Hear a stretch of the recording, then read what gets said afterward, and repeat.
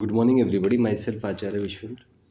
आज optimal physics के बारे में आपसे डिस्कस करूंगा that why is there a need of optimal physics. So इसको जानने के लिए एक थॉट एक्सपेरिमेंट करेंगे हम। So just think, live yourself free. अपने आप को एकदम फ्री छोड़ दें। Just sit in a comfortable position and just free yourself. Imagine a deep ocean and you are sitting in front of that. So just leave yourself free. Just get away from your mind brain algorithms, the matrix of the mind brain, and be free to visualize a vast and deep sea. I hope you are comfortable and you are open minded now. So, the first question is, think what you studied 1 hour before. Which subject, what chapter, which topic, which subtopic, which fact or concept or trick or question or answer. Just try to collect that information. Now, just try to think what you studied 2 hours before.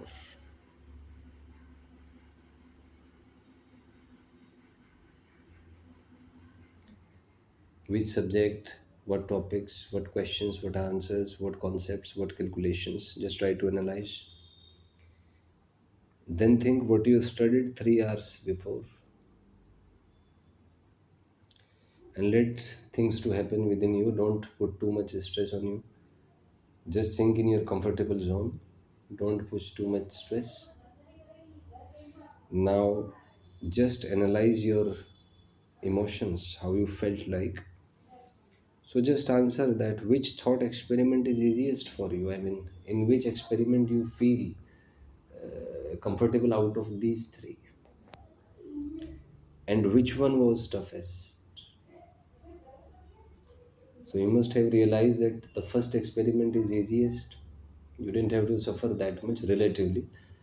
And the third experiment was toughest. You have to go through certain emotional conflicts, certain coordination of the mind brain system, and it's toughest to recoil that. So, what we can conclude is that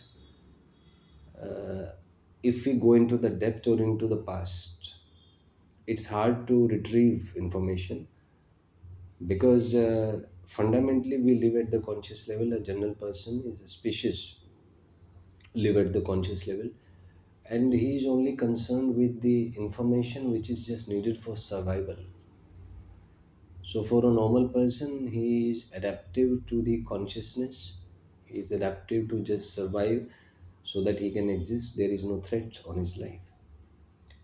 But if you want to think beyond survival, then you need to access the depths of the mind.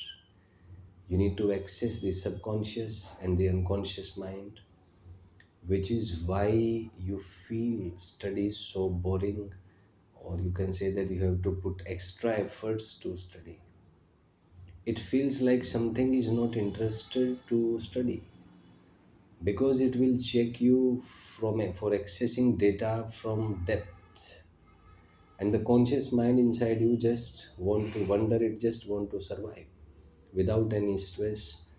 If it is able to survive, it's happy always and want to stick to that state of mind, which is called the monkey mind state.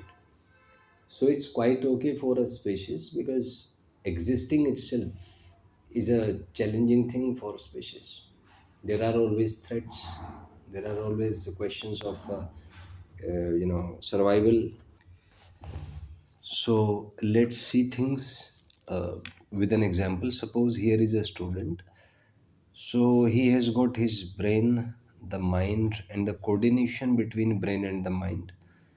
When he is studying, so there is something related to the mind brain coordination. As per Sigmund Freud's psychoanalytical theory, mind is composed of three levels: the conscious mind, the subconscious mind, and the unconscious mind. So when you are studying, so what is happening is that a certain neural pattern is being made in your brain. Different parts of the brain are active when you study. So basically you receive information through eyes most of the times. So it's being processed. You try to find meaning of that information. You try to form pattern. You have thoughts. You have pattern making. You have feeling. You have emotional things. So many things happens within your brain, and that forms a certain pattern, and there is a transfer of pattern to the conscious mind, then from conscious to the subconscious, and from subconscious to the unconscious mind. So this is the natural process which is happening with all of us naturally at a very natural level, and it's quite okay for any species. Any species is receiving information from the surrounding, which are being processed in the brain, and when it is processed, a sort of feeling or a sort of learning or a sort of neural pattern is developed, and that neural pattern gets stored within the mind. This is very natural for everything. Here comes the question: when you try to think that what you studied sometimes before, so basically you need to shift your focus from conscious to the subconscious, or from subconscious to the unconscious mind, and that is a very painful process. You feel distraction, you feel anxiety, you feel you can say depression in that. So nobody want to retain, nobody want to revise, because it's very painful process. So at the very fundamental level, your brain will try to avoid such painful things because its primary purpose is to make you survive. But if you want to think beyond survival, or do something out of the box, or do something which is beyond survival, then you need to adapt yourself to the emotional issues which you feel when you try to retain the information. As you must have realized in the experiment that we did, that the most painful experiment was third, because you need to access data from more depth. So what we can analyze is that more you go into the depths, more problems you have, more emotional conflicts you feel, more anxiety you feel. But there is one important thing, that if by some mechanism, somehow, you are capable to withstand the impact of that retrieval, and you are able to bear it out, then next time you will not feel pain in retrieving data. So here comes the role. What you are studying will ultimately go to the unconscious mind, and when you will be asked question, you will have to access data from the unconscious mind. At least what you studied during the last 2 years, you have to retain that. And if you will not be able to retain, then you will not be able to solve your question, and because of that you will not be able to crack the exam. So the entire turning point here is accessing information from the unconscious mind and use that in solving your problem. So that is what happens to you at the psychological and neurological level when you study, and this retention process is in fact the key to crack GNE. You must have seen pics of students being flashed in the newspaper, that suppose a student A, he is being displayed as a topper.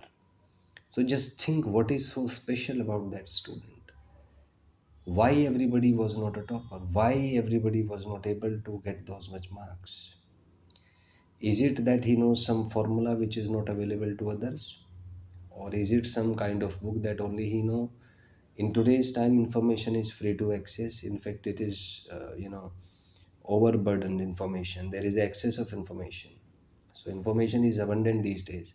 So now the question is, it's not the information, it's the neural pattern and the mind brain system of the student which enabled him to crack or to top in any particular exam. So scientifically we can analyze that a student is a topper because of having a better mind brain system, while most of the students just think that he studied from some alien book, or he knew some alien concept. Nothing is alien. If we think without being biased, nature is free to all. You can access the laws of nature. There is no rule that only some specific people have laws to access nature. Anybody can access. If you can work, if you can bear the the painful things, if you can bear the brunt of the pain while thinking about existence, while thinking about survival, you can also know that. So nature is, The laws of nature are for everybody and they are quantized. They work at a specific frequency. You just need to oscillate your mind brain system at a particular frequency or tune your mind brain system at a particular frequency, and you can know anything if you can match the frequency corresponding to that knowing. That is simple concept of resonance, or simple concept of knowing things from the nature itself. So we can say that student A has got a better mind brain system. That's why he got selected. So the better mind brain system means there is a better coordination between brain and the mind. There is a formation of neural patterns. It's transferred to the mind, and especially the retention or the revision process, which is the key dominating factor behind cracking JEE and NEET. So we can say that it's the coordination of the mind and brain which enabled a particular student to top in the exam. Now just ask yourself, do you also want to see yourself in the paper? But is it so easy, or what you need to do for that? So for that, the first thing is just develop your mind brain system for fetching that rank. Just think, how is the mind brain system of the particular student A who is a topper, and how you can also have that mind brain system. Because if you can develop your mind brain system equivalent to that of A, there is a high probability that you can also crack the exam. So the entire turning point in cracking JEE and NEET or any other competitive exam is the development of a better mind-brain system, which has got better mind-brain coordination capabilities and which has capacity to perform spectacularly in any competitive exam. So this is the very basis of cracking JEE NEET or any competitive exams. Let's analyze things in one more perspective. Suppose there are two students A and B. Both are taught by the same teacher, same school, same education system, but all of both of them gave the same test, but student A performed better and student B was not able to perform that better. Why it is? Now let's analyze. Teacher is same for both the students, paper is same, but why the output is different? Output is different because processing of information is different for both the students. Both of them uses information as given by the teacher or the education system or the institution, but both of them have different patterns. So it is the neural pattern or the coordination of the mind brain system or mind brain algorithms which differentiates the quality of information, the quality of output that one can produce. So for student A who was a topper, who was good, who performed good in the exam because of his advanced and complex pattern of processing information, whereas student B was not able to perform that much because of simple and weak patterns or simple and weak mind and algorithms. So from our discussion till now, we can say that information is same for all.